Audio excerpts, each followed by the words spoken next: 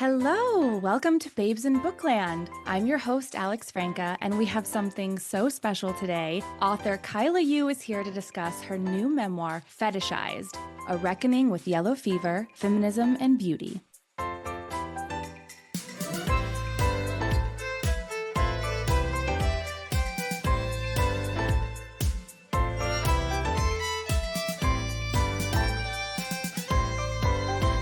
Hi, Kyla. Hey, how are you? All of a sudden, my cat's like going crazy in the background. I'm like, hopefully they can't hear this. No, we can't, but I love it. I welcome crazy pets. It's totally Yeah. fine. I'm so excited to talk with you today. Thank you so much for coming on the show. I loved your memoir, Fetishized. And you know what I loved most? That you not only wrote about your many experiences, your personal experiences as a fetishized Asian American woman, but you provided sources, you had statistics, you had expert evidence. As the kids say, you provided receipts, and it makes what you're saying undeniable, which in a world that doesn't always believe women, I just really applaud you for doing that.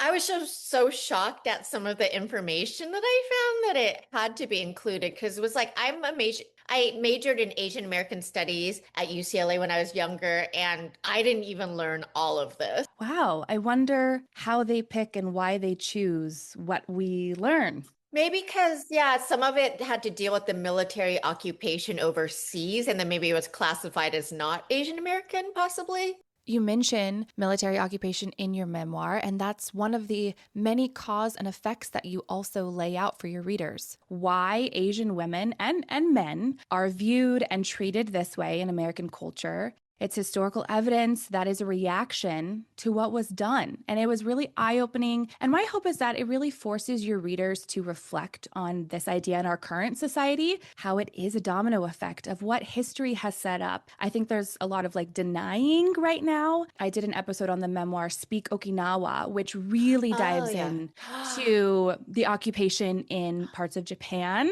Wait, there's some kind of synergy here because last night I literally wrote a pitch. I didn't even cover Okinawa in my book, but I wrote a pitch because I discovered all the deep, so people are like, why are you bringing up this war from 100 years ago? We're still based in Okinawa. Last month, there was a soldier arrested for rape of another woman, of a string of them. And they're like, why can't you occupy without raping the women? It's like, what? It's horrifying. It was horrifying to read that. When you bring up these things about how these, I guess, brothels in a way were created to almost protect the women from being raped. It was like, no, let's sell our bodies so that it's not taken from us. It's kind of like, that's super fucked up. Absurd. Yeah. These are supposed to be our heroes. Yeah. These aren't just regular men. These are our protectors, supposedly. Right. I love that you lay it all out for us. Okay, we're going to dive deeper, but before we get into the meat of the book, I would love to just talk to you a little bit about your process because I think it's so fascinating. Did you have a ritual like every day when you would go to write? Was there like a candle that you lit, or were you like, let me always make my peppermint tea, or anything kind of fun like that? I wish there was. I would just make sure to write every day, but I'm pretty disciplined as a person, but I just work from bed. I don't change into a different outfit or whatever. My bed is basically I just work from bed. Okay, well, it worked for you. So, we can't dive too deep into that. I love that. That's amazing. But I am a travel writer, so I worked at different beds sometimes. Yeah. That's awesome. Some beds were really working, you were really inspired, and others you're like, I need to get out of here. What's happening? Where's my mojo?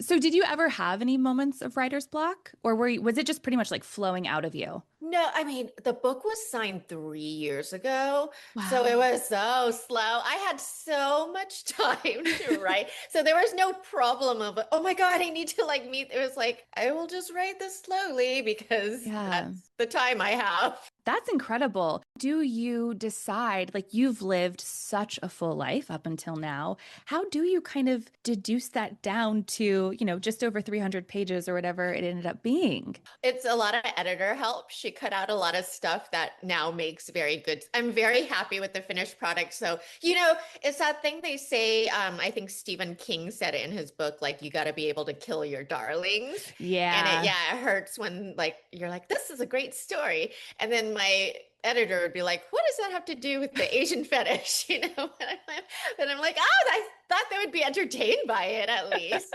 But yeah, Amy Lee's my editor. She also happens to be Asian American and she championed the book from the beginning. And I wrote it very closely with her because I think sometimes I hear authors will just turn in the book, but like mine's essays. So I like turned it a bunch at first, but then we just started going one by one. I'd say like, oh, I'm thinking of like making the next essay about this piece of media and this time period. Yeah. And we discuss. That's so nice to have someone to kind of like bounce stuff back and forth. Yeah. So it's not just you and your brain being like, is this good? I don't know if this is good. Yeah. Oh my God. It was so helpful. Yeah. Talk to me about the moment when you and Amy, maybe together, realized this thing is done. We're ready to send this off. What did that feel like? It's well, the thing is, like, this isn't exciting, but like sometimes when you turn in things, like, okay, I had the book launch last Tuesday and like everything went amazing on book launch. And I also had like my book launch event on that day, which went amazing. And the next morning I woke up and I was depressed. And I couldn't even like tell you why. And then I started searching online and there's like this postpartum book publishing thing that's a thing. Wow. Yeah, like a lot of people get depressed after their book publishes because you've like built it up so much. So the same thing with writing it. Like there's a little bit of like, oh, okay, we're done. You know? Like my life hasn't changed overnight. It is like creating a baby. It's your baby. I wouldn't know about that, but emotionally, I imagine. Yes. Yeah. Yes. Yeah. And was Fetishized always the title? Like, did you know that going in or? No. Okay. Oh my God. Okay. I'm Tell kind me. of embarrassed of my title now. But when I pitched it, it was called Yellow Fever Hustler. Okay. Okay. Different. And then my editor started like telling people about it. And people were like, malaria? Or like, like they just like not everybody understood what yellow fever referred to. Really? Do you, Yeah. okay, so would you view that as a positive thing or a negative thing, people not knowing that term? That's interesting. I guess it's positive that they don't know that it stands for the Asian fetish. So it's not like so commonly used. Not so good for the book. People right.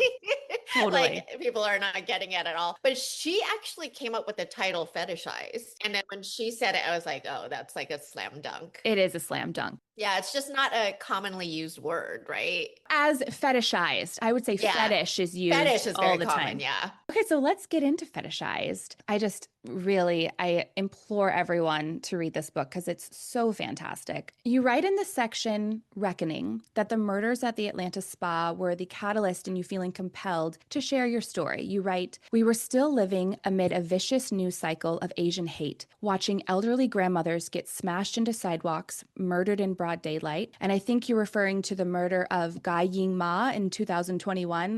There were several. There was another several. girl who, Unfortunately, yeah. Horrible. You continue, I also found myself reliving my earlier compliance with yellow fever tropes, feeling distasteful and guilty as I was confronted with the most extreme example of violence that can come from fetishization and hate. Asian Americans were collectively exhausted from the recent slog of AAPI hate crimes and shocked by this new one, but not surprised. We saw it coming.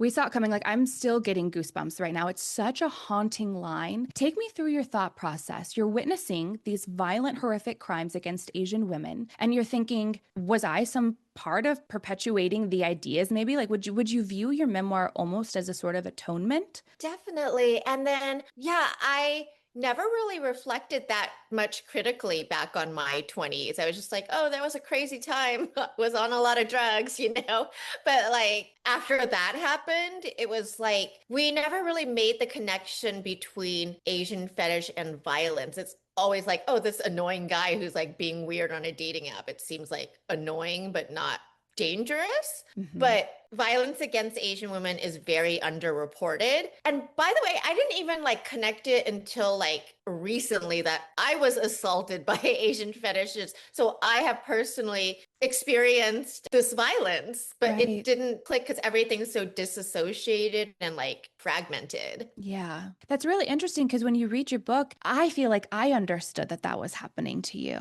So for me to hear that you were just kind of making those parallels, especially during your time in your band and your bandmate and the type of attention she was getting.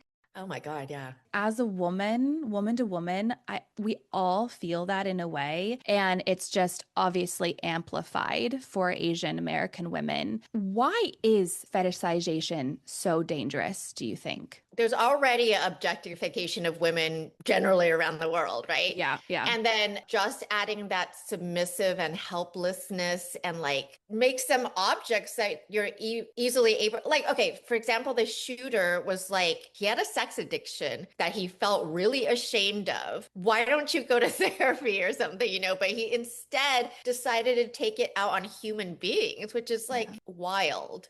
It's wild. It feels like there's some sort of ownership, obviously a power dynamic that comes into play when you fetishize something. It feels Yeah. like it's yours to do with as you want. And we forget like these are human beings, these are people, and these are women who don't belong to you and are free to be multifaceted, three-dimensional people that don't fall into these stereotypical roles that through the media we've all been kind of conditioned to believe. And I love all the examples that you give from the media. And I was really struck by how vastly different the two, I would say like you have two stereotypical portrayals of Asian women, right? You've got the demure, docile, kind of delicate flower, controllable woman, like you just mentioned. And then there's the tiger lady, the Yeah. dominatrix, the temptress. Talk to me about how, in your opinion, and because of your education journey, you think that these stereotypes came to be. Well, the submissive ones definitely from, I think, just encountering prostitutes a lot, who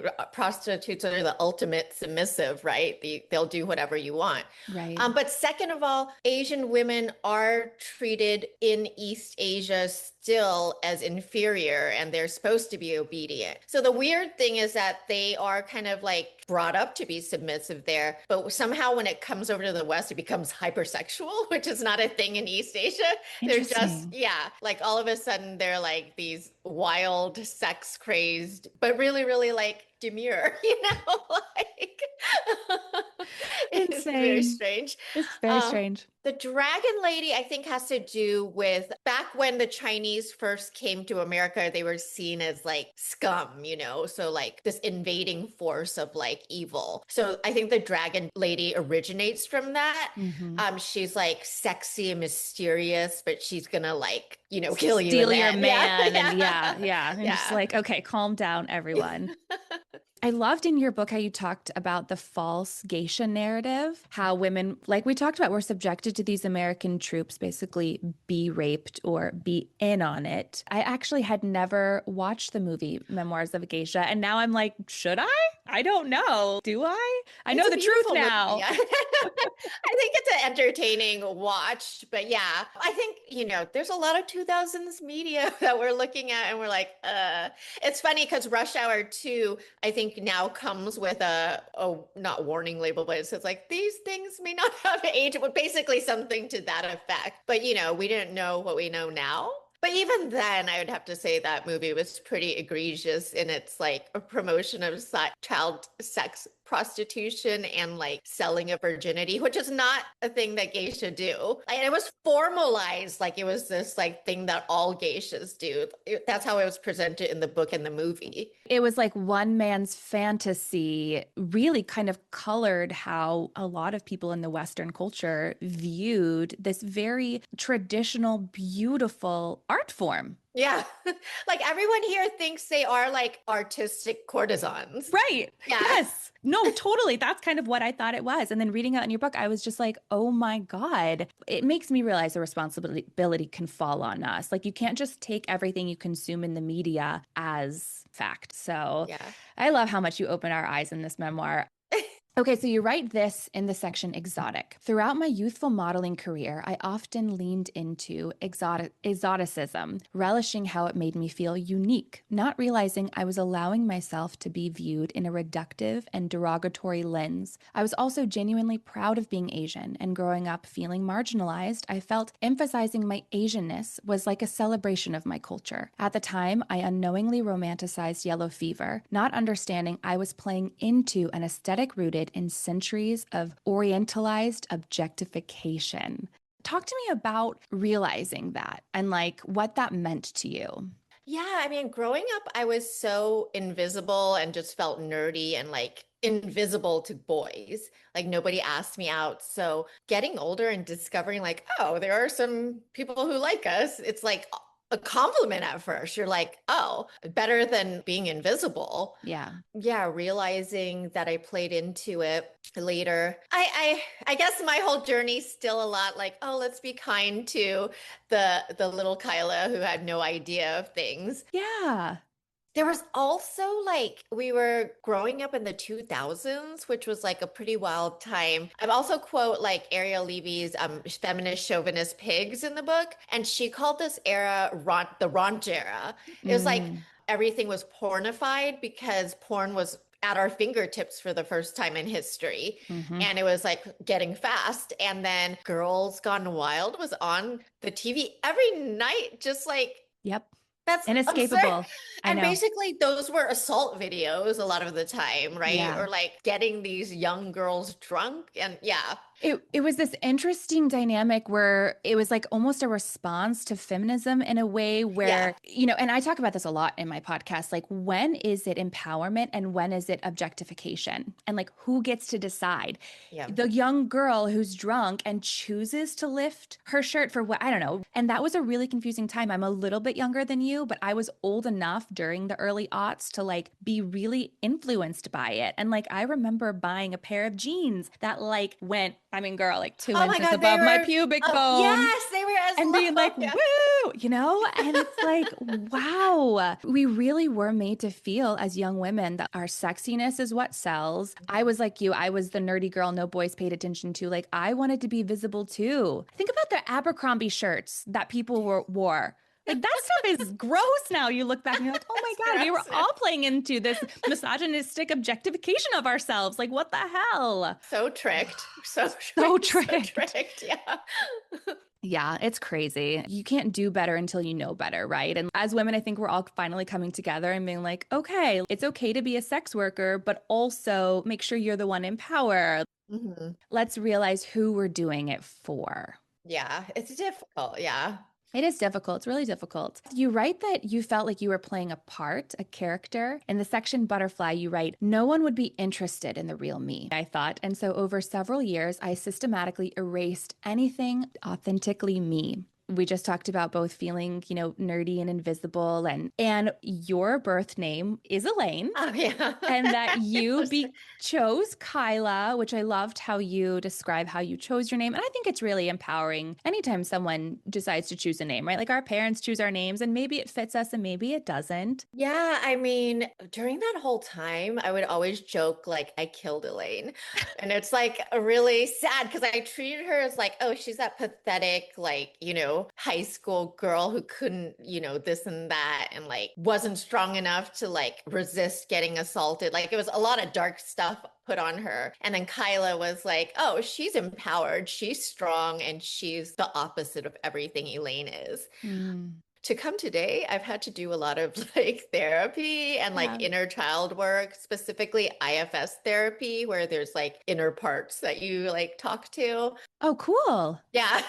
That's awesome. Just showing love to like this part that I very, very pointedly rejected. I think we can all do that in our own way a little bit. So you create Kyla. Would you say it was easier to be her or did it feel like a better fit? I think I was always trying to be Kyla, but that's like not my real personality. I am just kind of introverted and nerdy. Like that is my real personality. And I was like trying to be something I wasn't and not owning that you can still be introverted and nerdy and attractive, Yeah. It's exhausting to try to pretend to be something you're not. Yeah. And then people like meeting you in real life and you're not this huge bubbly presence that looks like, whatever I presented in photos. Right. And you were a successful model. You were a pinup girl. You were very popular in the import scene. You have a very popular import magazine cover. Did you feel yourself stepping into that or were the lines just getting so blurry at that point and you so didn't want to be Elaine that you just kind of like buried her in the back of your closet?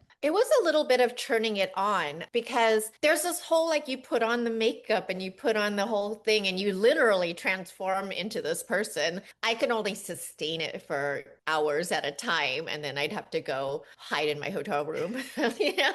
And Yeah. not, yeah. Or I'd go out and like do cocaine or like that helps a lot, you know?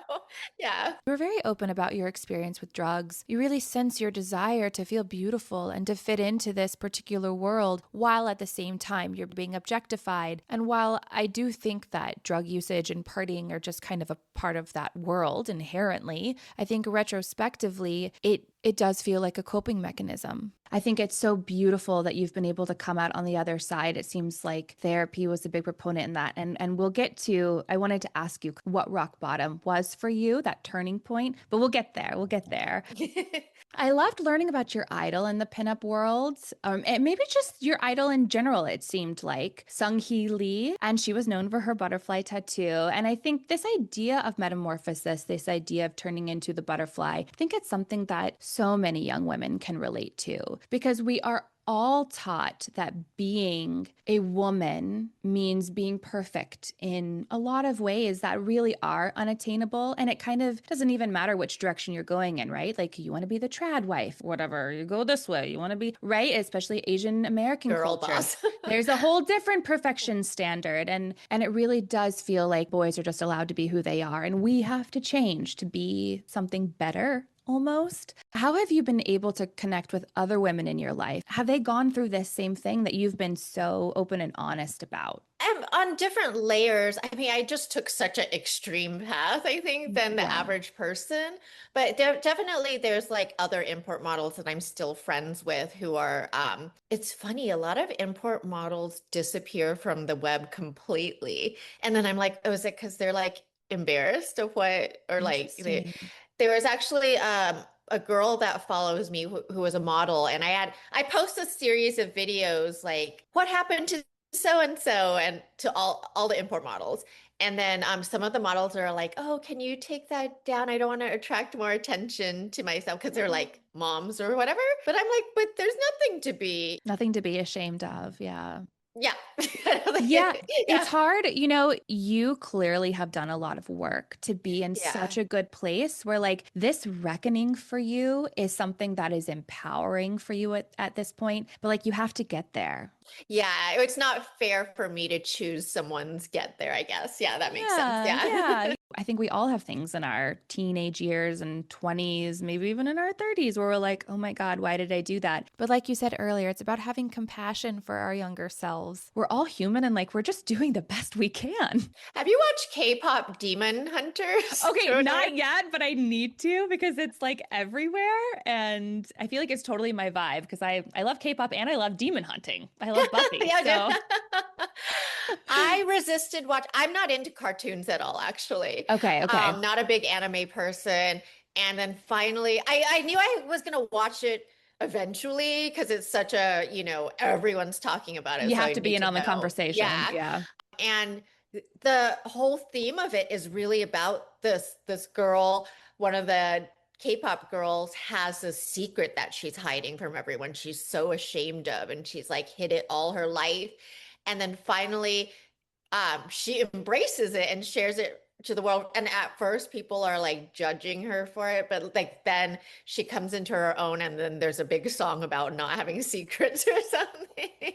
Okay, I'll have to check it out. Yeah. Yeah, you're going to get judged no matter what, even if you're not sharing your secrets. So might as well. I'm in recovery, and there's a saying called "You're as sick as your secrets." And it was the same for me. Like I kept secrets for decades, and like I had to take drugs to like, regulate, and then it was still eating me inside out like acid.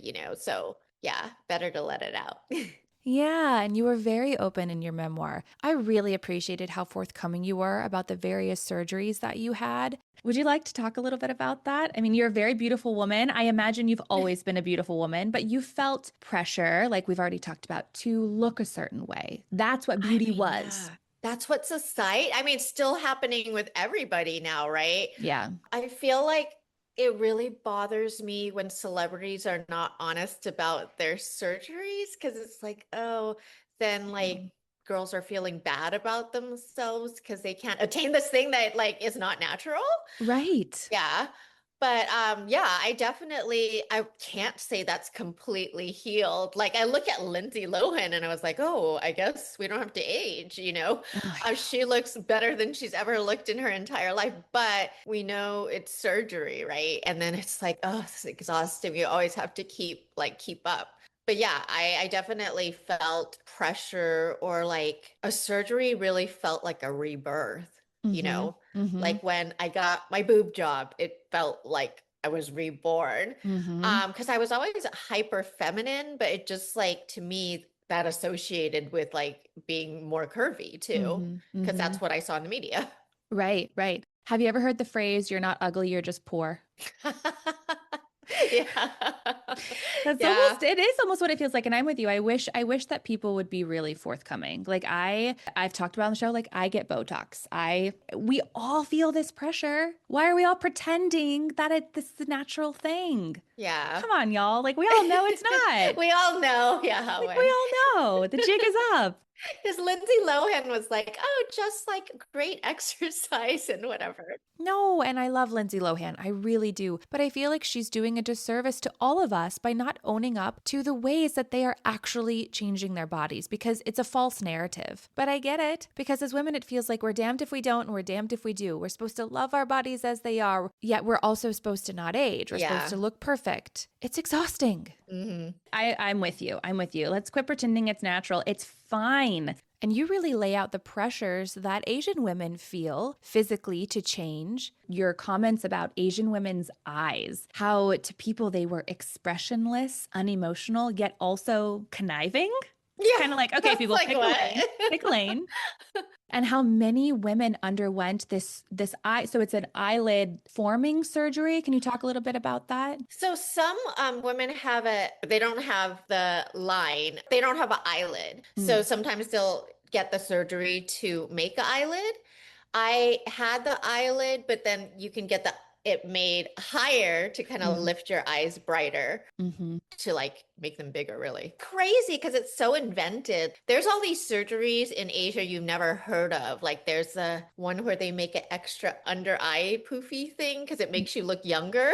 I What? forgot what it's called. The under eye puffiness. I'm Look it trying to get rid of up. mine. What's No, happening? no. It's like this little It's like thing the that under makes you look, eyelid, like right here. yeah, it's puffy a little bit to look cute and young. Yeah. Oh, And then wow. all these people using fillers here, and it looks horrible. I was like, why are you putting these weird fillers in your face? Like these things people are doing are so random. It's really random. And the thing is, like, the beauty look is so fad based that you're like, what Yeah. do you do? I know you can get fillers dissolved, but like the buccal fat removal, I'm like, you Oh, can't put yeah. that back in. I know. I was just talking to a very young girl the other day who like was in her 20s, and she had that done, and she was like, I'm happy with it right now, but yes, one day I'm gonna have to put more stuff in because it's not Yeah. gonna look so attractive at 40 or something. Right. Yeah. When our bodies naturally we start losing volume in our face. And I also wonder, where are people getting this money from? Yeah, yeah. Were you putting your Expensive. surgeries on credit cards or were you able to kind of pay them off quickly? Well, I was working a lot okay, so when I got my boob job, when you're an Asian kid, you get all these red envelopes for all the holidays. So my mom would Yes. put them all in a bank account, and I basically threatened to put it on a credit card or she give me that money. And then she chose just to be really involved in it because I was going to do it no matter what. And she Yeah. was like, let me research the doctor, and thank God, right? Yeah. Yeah. And then when I did the eyelid surgery, I was modeling by that time. So I was making like a lot of money for that age. Yeah. Did it ever cross your mind though? Like, what if it goes wrong? Well, you're touching your Yeah. beautiful face. No. No, you're right. Honestly, I but mean, there's kind yes, of like yeah. ignorance is bliss Yes, yeah. sometimes. I Yeah. should have been more fearful, but like I was very reckless, really, Hmm. with a lot of things you could see. Yeah. Yeah. You were just kind of going. You were Yeah. just I wasn't going. like deeply critically thinking about That time anything. is now. That time is Yeah. now. And you're like, I made it out. It's fine. Yeah. Now I can think about it. To wrap up this section on beauty and beauty standards, I want to read another quote from your memoir. You write this in your section titled Geisha. You write, Memoirs of a Geisha confirmed all my misguided beliefs about female rivalries, feminine worth or lack thereof, and outer appearances. To me, it proved we needed to be seductive to captivate men. It was the only way, I thought, to make sure I wouldn't dissolve into a ghost. If I couldn't pleasure men, I was worthless. I had so many quotes that I tabbed while reading your memoir, and these are just like the 4 or 5 that I pulled. You capture that feeling of how difficult it is to be a woman in so many different ways. And then, like I said, you also educate us about the Asian American female experience and how that's even more amplified because it's paired with this fetishization. And we just all need to recognize it and realize it so that hopefully collectively we can all be better for each other. We got to figure out a way to come together. And I think the first step towards that is listening to each other and believing one another's perspectives and experiences, especially as women. Well, it's funny. I just did it last night. Like there's the Sydney Sweeney controversy with the jeans. Yeah. Talk And to me then- about that, Kyla. How do you feel? Well, I think she was I don't think she was thinking that critically about it, but whoever made the ad was. And they knew what was going on. And then the clapback video of Cat's Eye with the Gap video. Oh, have you seen that? No. Yeah, that's been going viral on TikTok. So another video came out by a Latina director. And you know how Gap used to do these dance videos? Oh, so yeah. They brought that back with Cat's Eye, who's like gotten viral for being a K-pop girl band on Netflix. Okay. And so it's all super multicultural, but they did it to Milkshake, which is like a throwback. But also people found it to kind of be a dig at Sydney Sweeney because it's like my milkshake, and that's And she's known for her large breasts. And then they're saying like my milkshake brings all the boys to your yard, and they're like, it's better than yours. So I kind of reported on that. And then I was like, wait, I don't know if I want to pit women against each other. So I took it down. But yeah, that's like the immediate thing that happens. We like just naturally pit women against each other. We really, really do. Sydney Sweeney is young. So young, right? She's trying to make hers while she can. We all know that this business, especially like fame, is fleeting. Your 15 minutes can be up and you need to make your bank. And I think you probably sort of went through a similar experience where like you didn't realize the larger game at play when you were just like, yeah, she's like, I like American Eagle. I wear those jeans. Let me just be in the American Eagle. I don't think anyone's, going to the creative and being like, I think, like, are you being racist? Yeah. Like, also, I don't know. You're right. I think that's really cool that you had this response and you're like, this is funny, but I don't know if I want to be a part of this conversation. Yeah, it's not necessary. Bringing the focus back to uplifting one another. Okay, speaking of uplifting, talk to me a little bit about how your family played into your sense of self-worth or lack thereof. You talked about your dad in the great Little Mermaid section, which The Little Mermaid was my favorite Disney movie growing up. Girl, I ran through my room singing those songs all the time. I was Ariel in the bathtub, so into it. Yeah, so I mean, my family, I had a good life, like my parents came here and sacrificed all their dreams to give us a better life, and they provided for us. But like we're growing up here and watching the Brady Bunch and seeing all this lovey-dovey things, and that's just not how East Asians are. And I already was insecure, so I think that just amplified my insecurity. I just read Gwyneth Paltrow's biography, not memoir, because she didn't write it, and I was like starting to dislike her because it was like basically her dad just like worshipped her since she was a kid and told her she was beautiful and the greatest thing in the world. Yeah. And so as a result, she floated through like her career path to becoming a famous actress was pretty just gliding. Easy, like it was easy. And then like all the most amazing men in the world fall in love with her, like easily. There's no like real strife. Then since then her dad's died and she's gone through things. I do think that there's a correlation between the attention and the love that young girls get from their fathers and confidence and self-worth. Do you feel like that correlation played out for you? It's like you understand this is why your father is that way, but also as a young person, especially seeing examples of other people getting what you want, just that got the love, the validation that he was incapable of giving for reasons that we don't need to go into, because obviously they've lived their lives a certain way and it's a reaction to the way they agree. Like, we all know this generational trauma stuff. I mean, I feel like you included this in your memoir for a reason because you could kind of Yeah. trace it back. And my father simply wasn't taught to do this. So he didn't even Yeah. know this was a thing, you know? Right. And you don't have the words as an Yeah. 11-year-old being Yeah. like, please, dad, I, just say you love me and I'll be yeah. good. I had no realization of this when I was growing up that I was missing this from him. It wasn't like so tangible.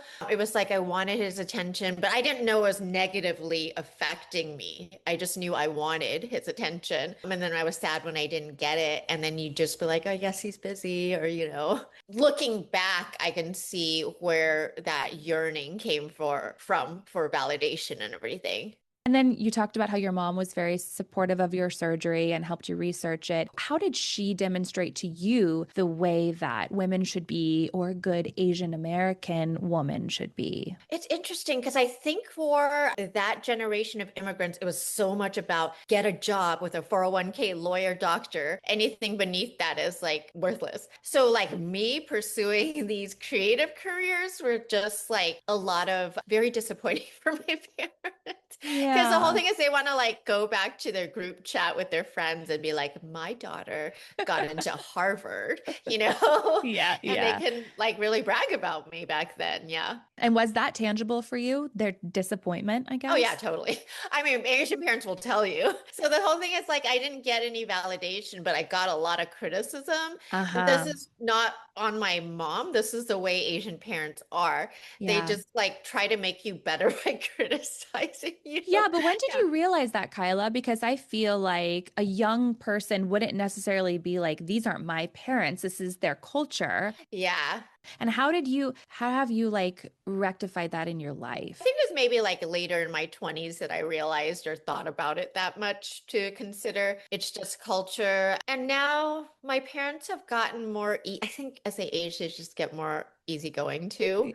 That's Yeah. good. And I always say I broke my parents down because my poor parents, like with this book, my poor parents, like, is Have like, they read it? I don't think they read English books. They can read English, but I don't think they like read English books. They've had it. I know they haven't read it because if Mm. they read it, there would be some calls, you There'd know? be some calls, yeah. But I did warn them there's like drugs and assault and like Yeah. sexual topics. So they know the gist of it. Was there any part of you, because some of these memoirs that I read, I'm like, whoa, does that person know that they're like dropping this information? Was there any part of you that felt like, okay, let me hold back on this a little bit to like protect this person? Or were you just ready to be like, no, I need to lay out my entire truth because that's how I can get my message across the best? No, absolutely. Many names are changed in there. All the ex-boyfriends have different names, and I've like changed some identifying details so it's not like immediately obvious. So the people who are the same are my parents and like the bandmates who have read their chapters and like we're okay with Gave everything. the sign off. Yeah. How do you feel that you have finally found your self-worth and your value? I mean, I'm still finding myself. Yeah. Yeah, I think it's totally. like truly like a lifetime process. But like me, like when people say they're nostalgic about their 20s, I'm like, I never want to go back there. Like I just think of how I felt like so uncertain. But I Yeah. think like when you get older, you just stop caring. You like stop caring. And each like decade, you just care less and less. I think there's a natural progression of that. And then also just writing the book was like an unexpected healing that I didn't go into it with that purpose, but that itself, just like putting it out and just like being like, here it is. And Yeah. then processing it with like my editor who was very sympathetic. Yeah, that was a big part of the healing process. Was it difficult to write about your sexual assaults? And then also, I just saw on Instagram you shared you are the audio narrator. Is it Oh, hard for you to, it's like one thing to share the story and the experience, and then for you to have to like verbalize it again. How was that? well, it's interesting. I'm so still fractured because I think like that assault is the moment that Elaine and Kyla really became created. And like I have a disassociation with that still. There's still like for me, work in therapy, still like connecting it to it. Cause I've cried like a handful of times over it, but this is like probably an avalanche of tears worth, you know? Yeah. Yeah, I'm still working on my disassociation. Yeah, I think it's interesting as we grow older. I feel like for me, what I realized was who I thought was important and like what they thought about me has just gotten narrower and narrower. Mhm. So that's why, like, I feel like I give less fucks the older I Yeah. get because I'm like, oh, I've got my core group. And as long Yeah. as they're okay with who I am and I'm okay with who I am around them, but it can be really difficult. It is a journey. And I really enjoyed reading your journey. I mean, you talk about a lot of difficult things, difficult moments in your life. But you also do have some really entertaining sections. And I did have so much fun at times, Yeah. Yeah. It wasn't all this bad experience, or else you wouldn't have kept doing it. You Yeah. wouldn't have kept Yeah. pursuing it, of course. All right, I have to bring this up the comments that you talked about on your fan site. And you did mention that your manager's assistant read them, but like, were you aware of them at the time? I mean, some of these, I have to say them so that people Yeah. understand just how vile and scary people were. You write multiple daily comments described raping me, beating me, and strangling me, slapping me, making me bleed, kicking me, stomping on me, and other acts of aggression. If the comments weren't about rape, they were about inflicting pain in a variety of ways. A common topic was having anal sex with me and wanting to fuck me until I cried or split in half. What the Split in absolute half. fuck? Yeah.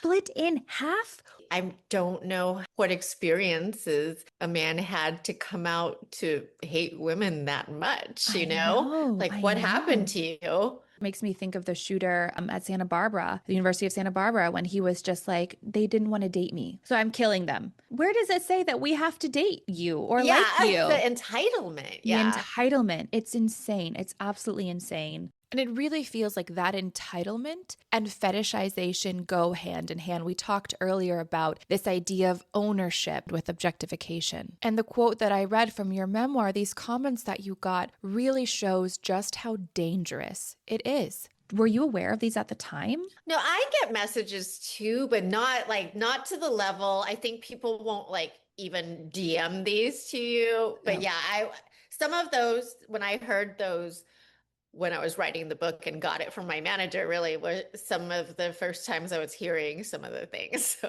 it's like this is Wow. terrible. Yeah. It is Because I have a terrible. thing like I don't go online and I don't read Reddit. I don't read, I'll see comments that come through on my Instagram here and there, but I don't read them all because some of them are like atrocious. Especially hiding behind the anonymity of the Oh, yeah. internet. It just like unleashes this really gross part of humanity. It really is just exposing the dark underbelly of the internet. I think there should be a law that if you're going to post stuff online, you have to sign your name to it and have your profile photo. That would stop so much.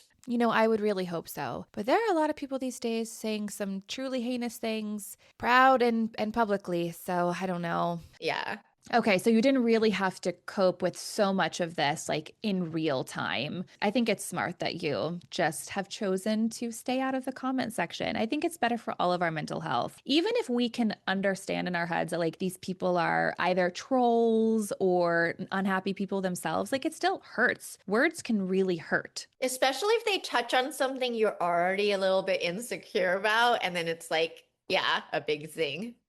Yeah. And these are examples I'm giving of people saying things on the internet. But you also write about experiences that you had and some of your bandmates had where men made you feel extremely uncomfortable. And these interactions, these experiences left their mark. Quite a bit of uncomfortable touching happening. Oh yeah, all like yeah, when you're like taking a photo, they'll like try to slip their hands. That's not the Ooh. majority of guys, but there's definitely guys who do that. Yeah. Ugh. That's not cool. Not cool. Gross. Or even like walking through a club and like somebody mysteriously grabs you, like who gets that's such a weird thing to do. It is Like, so what are you strange. getting from this?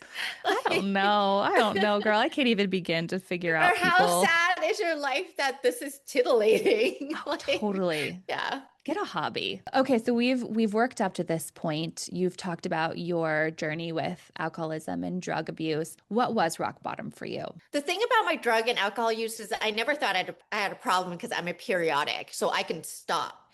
Like I Okay. had that MTV Chi performance and I think I stopped for an entire month, like completely cold turkey, and got ready for the performance. But my girlfriend was ready in the dressing room with Coke on my way out. That was like the first thing I did. And then it was bad Coke for some reason, or sometimes it affects you bad, right? Okay. And I like got anxiety, and everybody went out to celebrate that night, and I went home to sleep. And it was Mm-hmm. like this big night, you know? Mm-hmm. Mm-hmm. But after that, I just burned everything to the ground. I stopped showing up to shows. People would book me plane tickets. I would just not go. I went into the studio to try to record the next album, but I always showed up too wasted to like complete anything. So yeah, I just like completely ended the solo music career. So I think that was rock bottom for me. You talk about that. You hold yourself accountable in your memoir, which I really appreciated too. Like you don't skirt around some of these things. And I think that could be really difficult to do. Was there anything that you did leave out that you were like, that's too much. I can't admit to that yet? Or were you just like, no, no, I let it all hang out. I all the skeletons. I'm sure there's something, maybe it didn't fit the Asian fetish. Okay, okay, okay. I can't think of anything off the, I mean, there's no more big secrets, that's for sure. Yeah. I did love that you mentioned the book that helped you quit smoking and you were like, I don't know how it worked. It was black magic, but it worked. It was crazy because my editor had me add something in there because she thought it was so unbelievable. But like, that book has worked for many people. That's why it's a Wow. famous book. I don't understand it. It's called The Easy Way to Quit Smoking By Alan Carr. And you're okay, allowed to smoke while you're reading the book, but when you finish, you're just like done. done. Yeah, And you were. yeah. Wow. I had an ex who was listening to it on audiobook, and I was like, I don't know if that works the same. I think you have to read this one. That's funny. Okay, I do have a big question for you before we wrap everything up. How do you stay hopeful and optimistic about positive change in today's world? Well, I have a spiritual practice, so I think that helps a lot. And like, I believe in God and a higher power. And I just believe whoever that is, because I'm not like religious, Hmm. I think that whoever created this beautiful, amazing world with all these animals I adore, and I look at my little kitty and she's so perfect, like this person, this thing wants the best for us. And we keep getting in the way somehow. But I think that's like the ultimate is like some kind of greater good. I love that. How can we get out of our own way? Yeah. Kyla, thank you so much for coming on the podcast. How can everyone find you? Obviously, they can go down to their nearest bookstore and pick up this incredible memoir off the shelves because Ah. it's out. Yay!